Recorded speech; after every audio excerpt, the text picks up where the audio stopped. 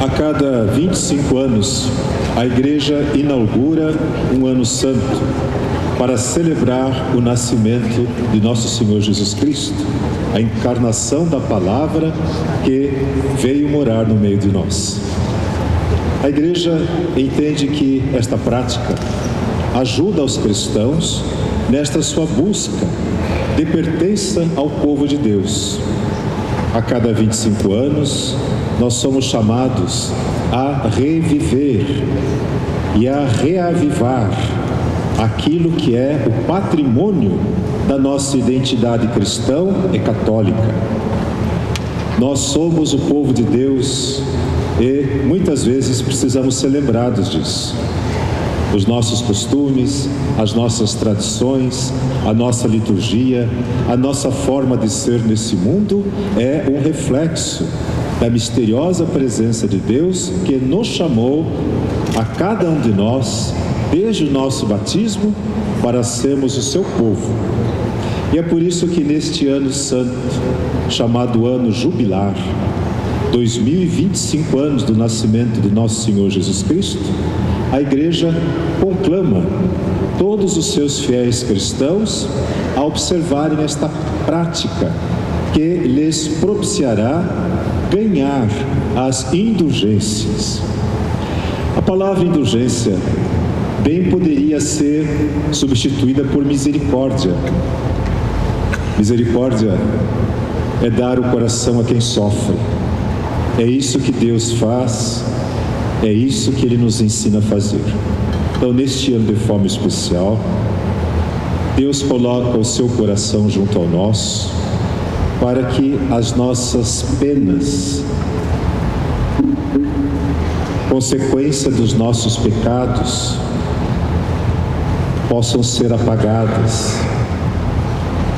Tendo consciência do mal que fizemos, acreditamos que por conta destas práticas, nós teremos esta graça, chamada indulgência, a misericórdia divina, de termos abreviadas as penas que deveríamos cumprir como consequência dos nossos pecados.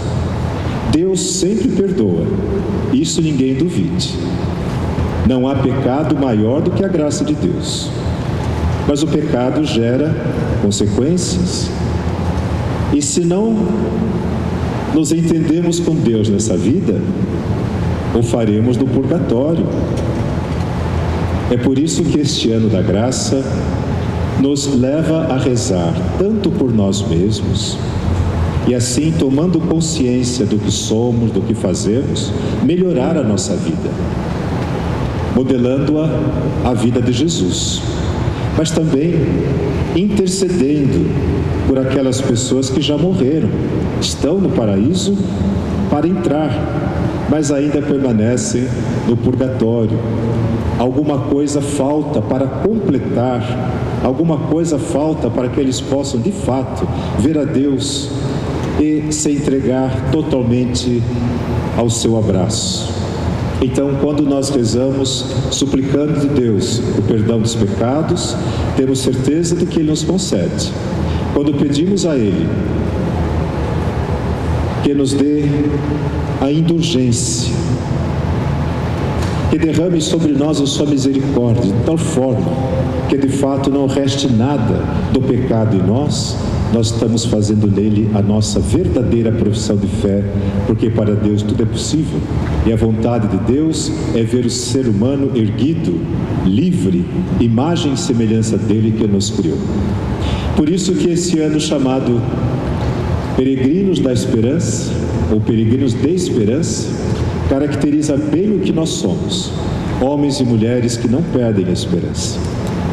E a palavra esperança foi especialmente escolhida para este tempo por conta das muitas violências e agressões que temos feito contra a obra de Deus e o seu mandamento. De tal maneira que muitos, olhando para a situação em que as sociedades se encontram, olhando para o que fizemos no mundo que Deus criou, algumas pessoas dizem assim: não adianta, está tudo perdido, não há mais esperança. E é por isso que foi preciso instaurar um ano de esperança, para que reavivássemos, recuperássemos esta força, esta virtude da fé cristã, a esperança que nos move. Esperança cristã é bem diferente de ilusão e de outras esperanças que nós buscamos nesta vida. A ilusão, talvez muito presente na consciência do povo, de achar que nós podemos sozinhos mudar a realidade, transformar a vida. É uma ilusão de achar que nós podemos fazer qualquer coisa sem a graça de Deus. E muitas pessoas caem nesta ilusão. E elas usam de todos os recursos que este mundo favorece e enseja para realizarem esta ilusão. Algumas pessoas, para galgar lugares elevados na sociedade, elas roubam, elas mentem, elas traem, elas chegam a matar em busca desta satisfação ilusória de felicidade. E quando a pessoa consegue fama, prestígio, poder, dinheiro, ela será em algum momento chamada a olhar para si mesma. E talvez não exista nada dentro dela a não ser um grande vazio. Sabe quando a pessoa cai em si e é chamada a olhar para dentro de si mesma? Quando morre alguém querido. Ou então quando vem a notícia: olha, o seu exame não foi bom, o senhor vai ter que fazer quimioterapia severa. Ou então, quando a pessoa que pensou ter ganhado tudo, guarda muito dinheiro em casa, tem conta no banco, carrão, e alguma coisa acontece e ela é presa. E tudo aquilo que ela juntou, achando que fosse dela, de repente, lhe é tirado das mãos. E ela percebe que não é nada, que não é ninguém. Ela correu atrás de uma ilusão. E de alguma forma, a vida mostrou a ela que, de fato, nós somos como os nossos primeiros pais diante de Deus no paraíso. Quando Deus olha para nós, sentimos vergonha, porque nós não fomos capazes de ser fiéis a Ele. Adão e Eva se esconderam de Deus, porque acharam que podiam, em busca de uma ilusão de ser igual a Deus, prescindir dele. E finalmente, quando deram conta de si, estavam nus, não eram ninguém. A vida a pouco lhe seria tirada. Mas há também as esperanças pequenas do nosso dia a dia que nos movem também, mas são passageiras. A esperança de ter uma casa própria. Eu vou lutar, eu tenho um sonho de ter uma casa própria. Aí a pessoa consegue a casa própria. Aí ela percebe que essas coisas não são como a gente imagina. Tem muita gente brigando por causa da casa do pai, a herança que o pai vai deixar, aquele carro na garagem. E ele que fez tanto para reunir a família, agora idoso, viúvo, vai morar no quartinho dos fundos e deixar a casa principal para o filho e para os netos. E aí o filho traz um cachorro grandão, põe no quintal, o pai nem pode sair para tomar uma fresca à noite, o cachorro começa a latir. E ele pergunta: mas eu esperei tanto por isso, lutei tanto para ter a minha casa, o meu chão, o meu canto. Esperanças passageiras. E poderia aqui citar muitas. Por exemplo, na virada do ano, vai correr a Mega Sena. E muita gente esperançando de ganhar. E aí, a Caixa Econômica fez publicar esta estatística. É chamado loteria, chamado jogo de azar. Você faz uma aposta e concorre com 50 milhões de apostas. Então você tem uma chance de ganhar e 50 milhões de chances de perder. É uma loteria, é uma aposta, é um jogo de azar. Mas tem gente que põe a sua esperança nessas coisas e tem essas bets, o tigrinho. A pessoa gasta o que não tem, achando que pode ganhar, e assim por diante. São esperanças que passam e que depois deixam este gosto amargo da frustração. A esperança cristã é essa que não decepciona. Por isso nós apostamos a nossa vida. Por isso nós enfrentamos o dia a dia. Por isso nós trabalhamos. Por isso procuramos ser honestos. Por isso fazemos do amor o vínculo da perfeição, como o apóstolo São Paulo nos disse hoje nessa carta aos Colossenses. Quem ama conhece a Deus. E não é porque a família tradicionalmente constituída, família hoje nós sabemos muito bem, família são aquelas pessoas que se amam, que se protegem. Família é onde a gente se sente seguro, onde a gente é esperado. A nossa casa é o lugar para onde a gente quer voltar depois de um dia de trabalho. Tem famílias constituídas e que as pessoas não querem voltar para casa. Então depois do trabalho, elas vão no bar, saem com os amigos, porque em casa, muitas vezes, não encontram braços abertos, aconchego, não encontram muitas vezes o silêncio necessário, não encontram ouvidos atentos. Famílias constituídas e que falam palavrão, não desligam o celular na hora da refeição, não mostram respeito pelas necessidades, pelas particularidades de cada um. E São Paulo vai dizer, o amor é o vínculo da perfeição. Portanto, quem quer ser perfeito em Deus, porque segundo Jesus, sede perfeitos como o vosso Pai é perfeito, foi para isso que Ele nos criou. O amor é o vínculo da perfeição. Onde há o amor, ali está Deus. Ali está a casa, ali está o lar.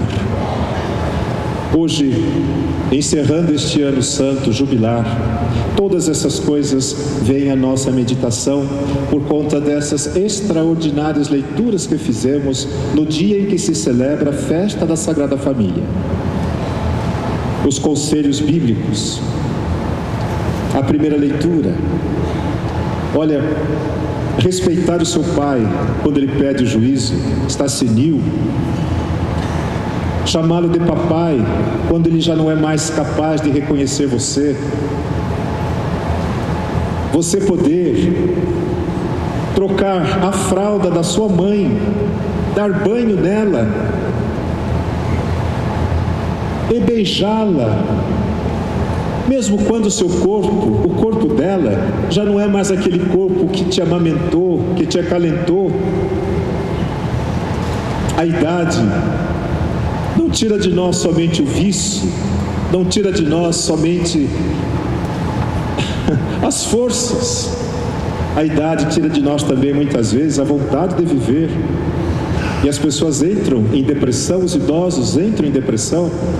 E às vezes você gostaria de ter da sua mãe um sorriso, um carinho, mas ela já não é mais capaz de dar. Mas você, por conta do que a Bíblia te ensinou, você permanece com eles e beija aquela pele ressecada, toca naqueles fios de cabelos brancos e diz, mamãe.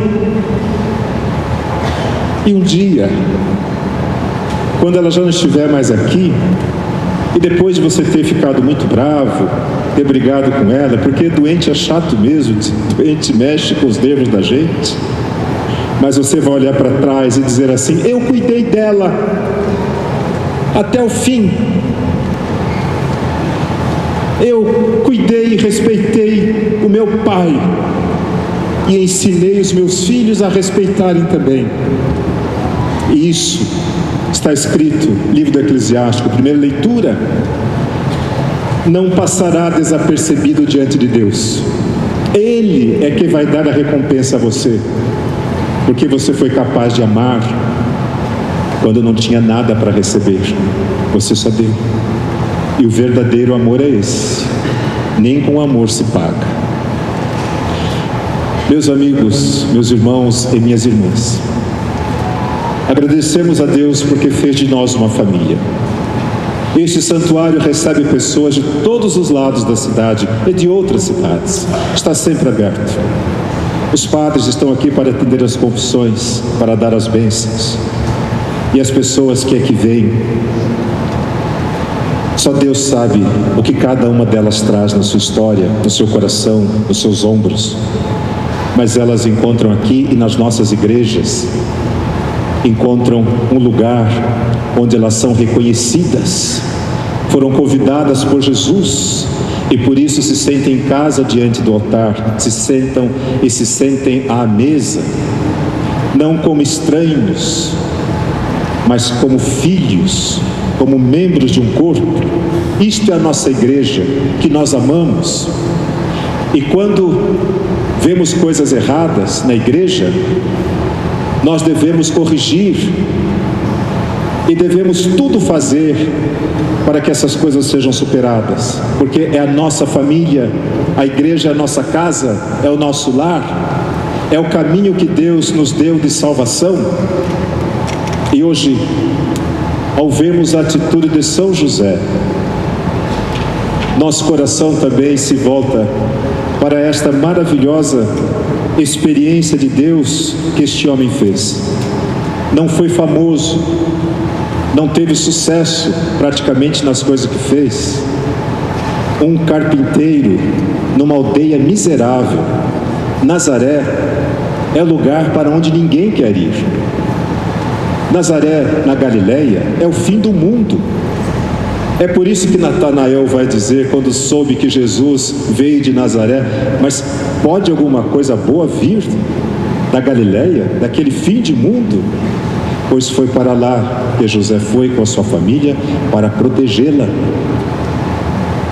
Ele abriu mão, quem sabe, de ilusão, de esperanças passageiras, para cuidar daquela família que Deus confiou a ele.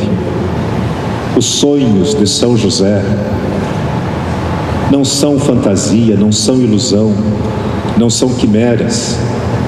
São José sonha os sonhos de Deus, por isso são reais. Deus não obrigou José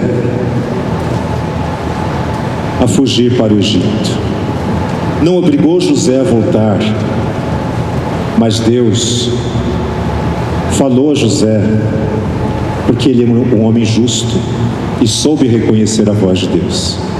Deus não nos obriga a nada, Deus não nos machuca, Deus não nos violenta, Deus não nos fere, Deus cuida de nós, Deus nos protege, porque Ele nos ama, não é porque a gente merece. É assim que nós temos que ver a Deus, como Jesus nos mostrou, o nosso protetor, aquele que cuida de nós, aquele que nos mostra o caminho a seguir. José teve que tomar a decisão por si mesmo, assim como cada um de nós terá que tomar a decisão. Deus mostra o caminho. Como é que nós vemos a mão de Deus? Na Bíblia, Sua palavra, no magistério da nossa igreja, que interpreta a palavra. E a cada um de nós cabe tomar a decisão, fazer a escolha, acertar os passos e ir em direção ao projeto de Deus. E aqui, algo que precisamos guardar para sempre, não podemos esquecer disso. Quem segue a Deus, não fica esperando ter sucesso nessa vida. Jesus, a quem nós adoramos, morreu na cruz, fracassado. Judas Tadeu morreu como se mata um animal, com um machado, deram machadadas nele até matá-lo. E assim os nossos santos, os nossos heróis, eles morreram pisoteados, massacrados, como diz a Bíblia, moídos como milho, como grão embaixo da pedra, mas foram fiéis. e por isso agora estão com Deus e as suas imagens estão em nossas igrejas. Quem procura sucesso nesse mundo pode correr o risco de não seguir o caminho que Deus indica, de não fazer a vontade de Deus. Por isso, não importa quem você seja, não importa que o seu nome não esteja na rua da cidade, não importa que você não tenha aquele plano de saúde que todo mundo queria ter, aquela previdência privada, essas coisas Deus não prometeu para a gente. Essas coisas a sociedade é que faz e nos obriga a correr atrás dessas coisas, competindo uns pelos outros. O que Deus nos prometeu foi a vida eterna. O que Deus nos prometeu foi a felicidade que não passa. E eu repito, quando vier sobre nós a doença, a morte, quando vier sobre nós o infortúnio, nós saberemos valorizar exatamente isso, aquilo que Deus nos quer dar.